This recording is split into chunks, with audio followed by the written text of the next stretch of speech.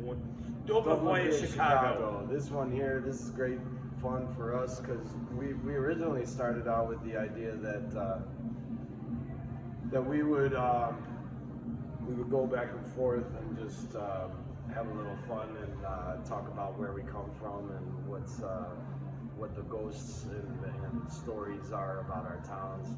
Him being from Dublin, me being from Chicago. So the song has gone through some interesting changes as we've gone through, but I really like the way that Rich will talk out that first section, and then you're feeling like you're in Dublin, and then all of a sudden you're on my side of things going through Chicago and everything. So it's a nice blend of it, you know. What about the particular lyrics? What did you do with the Ghost of Seamus? Yeah, so it's the first verse that says up by Puck's Castle. Puck's Castle is called Puck's Castle because the Irish language word for ghost is puka. When it gets anglicised, it becomes Puck. So Puck's Castle, somewhere that's really close to where I grew up in Dublin, it's still there. And they say it's a haunted castle as well. There's lots of haunted stories around that castle, people going missing around it. But anyway, the Ghost of Seamus, that's James II of England, the Catholic king. So he is alleged to have hung out there when he was fleeing the Protestants, as it were, in the El War, which we won't get into, the Jacobite Wars. And then when you're up there, it's lovely at Puck's Castle because you feel the history of Puck's Castle, but you also feel the ghosts of the past, like people like Seamus, which is the Irish language for James. But you look over Killiney Bay. Killiney Bay is this glorious bay in South County Dublin, which is an essential part of my DNA and childhood rearing. You know, it's always there, right by the house where I grew up. And then the next verse is past the Galloping Green. It's like you go walking past the Galloping Green pub, which is on the main road going into Dublin. But the Galloping Green isn't just like a normal pub. Sean O'Riordan lived above it. And Sean O'Riordan is a great Irish composer. If there's anyone responsible for bringing the Bowron into contemporary use, it's him. He's the reason for it. So it was a big deal. And then after you go past there, you go up to Tree Rock, which is the Dublin Mountains. And when you're up Tree Rock, you look over Dublin Bay. It's glorious. And then the next section of the song swoops into the chorus, which I really wanted to stress what it's like when you're up on Puck's Castle or on Tree Rock.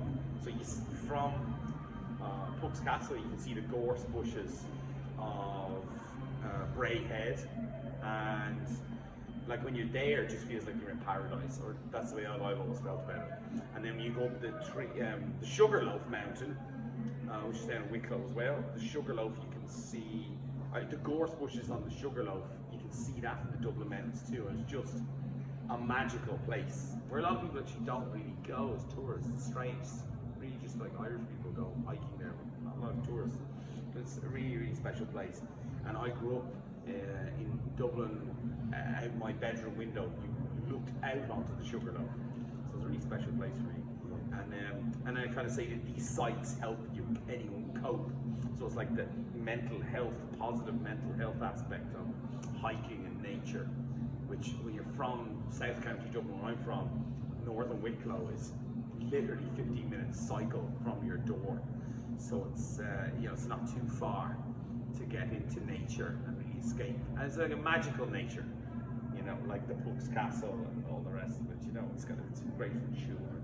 But then it slips into Pat's section of the song, which is the Chicago locations and ghosts. Yeah, I mean, here on the when you're on the east side of the city, it's kind of you have your little pockets of nature, but it's manicured and maintained and everything. You can't really get out into the wild nature too much, but you take what you can get. So going south down Sheridan, there's a lovely little cemetery that kind of separates Evanston from the north side of Chicago, and it's called Cavalry Cemetery, and some of my people are buried there. And it just is a beautiful shot when you're standing there attending a funeral or just going for a walk or whatever. It's just a glorious shot of Lake Michigan, and that's the greatest western lake that we have. So and then as you go further south, because I've walked this strip quite often. As you go south, you get to the clock tower, which is off by Irving Park in Sheridan. There's like a little golf course there, but there's this whole building, and it's got a beautiful clock tower to it, and everybody says, oh, that's the clock tower or whatever. And then as you go further south of that, you get into Lincoln Park, and you wind up where Dillinger was shot. And I was actually born kitty corner from where he passed. And so then I talk about climbing up the fire stairs, because all those buildings around there, since the Chicago fire, they have to have all the staircases and stuff, so you're able to ninja your way up there, and you climb up to the highest perch, and you can see out where all these broad shoulders have been bred. And for those that don't know, Chicago is the city of broad shoulders, because we work like hell around here. And it's a hell of a town. I know it's been said. I mean, I'm sure plenty of people have been said, Chicago, that's a hell of a town. So, and you can walk the lake like I'm doing as I'm going south down Sheridan, and you can stroll the park, either Lincoln Park or wherever you want to go, and you can even hit a zoo if you want, and then just let the city leave its mark. Let it bear in on your heart and do what it's going to do, because Chicago is a life-changing experience if you stay here long enough. Here's a question: when you talk about it's a hell of a town, is that Frank Sinatra song? No, but I mean that's the vibe. Does he have a song about Chicago? He does, but I don't know that he says. Does he? I'll have to listen to it again. Oh. My kind of town. It's my kind of town. That's what you're thinking. And he says a hell of a town. Does he? I'll have to listen to it. We'll have to do some Frank Sinatra listening, I suppose. What about the music to it? What's the crack there? What do you think I was doing? Just a little strum pattern. It's nicer. I don't know who the influence would be. I mean, it sounds fresh to me. Did you lift it? I think I don't know. I'm probably influenced by reading the Shane MacGowan biography. Yeah. But I think you just kind of came up with it, as far as I can tell. The intro is what we would do when we would play Homeboy song. Oh yes. So I made that up, and I thought, well, this is great. It really works well a lot, because when we're playing gigs live, some of the songs are bollocks. Like if you don't do anything with them, they're boring for me to play as a musician. So I add bits, and some of those bits are shit, and then some of them end up being fucking amazing. And this intro is just really nice. It's an amazing piece of music. Yeah. So I thought, fuck that, let's put in our song. Right. And that's what that is. And then the music, I don't know, it sounds like a standard. It's very basic chord progression. It's a 1, 4, and then to the 5, the A major. It's very straightforward. But the chorus is it's Horse With No Name. It's Ventura Highway. It's a couple. The chord progression, it doesn't sound like those songs, but that's, I think, where I got it from. But that's where the vibe came from. Yeah. And then I think that there's great solos on this.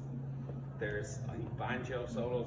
There's a Stephanie violin on here. Superb violin, played by Sarah Lang on this one. Who's an amazing violinist from Dublin. I'm trying to think of other. There's just a really nice guitar solo on this by Steve Kerwin, guitar player from Dublin. Really nice. And I know where he got. I don't know if he consciously did it, but part of his solo, it sounds like a Pete Seeger song. Not Pete Seeger. I'm talking about Pete Seeger. Who's the other famous Seeger? Bob Seeger. The Silver Bullet Band. The solo from Rosaline, but the solo of Thin Lizzy covering his song. That's at the start. It kind of sounds like a little bit. Okay. Just he improvised that solo, I think. He did it 3 times, and then I just took all 3 and then layered them on top of each other and created a lovely harmony. So well done, Steve, and well done, Sarah. Great. Yeah. Thanks, guys. And you're not getting any money for that. No money. Sorry. Right. We'll get you some beer though. As you can see, we can get tags wherever we go. Tons of beer. Right. Dublin via Chicago.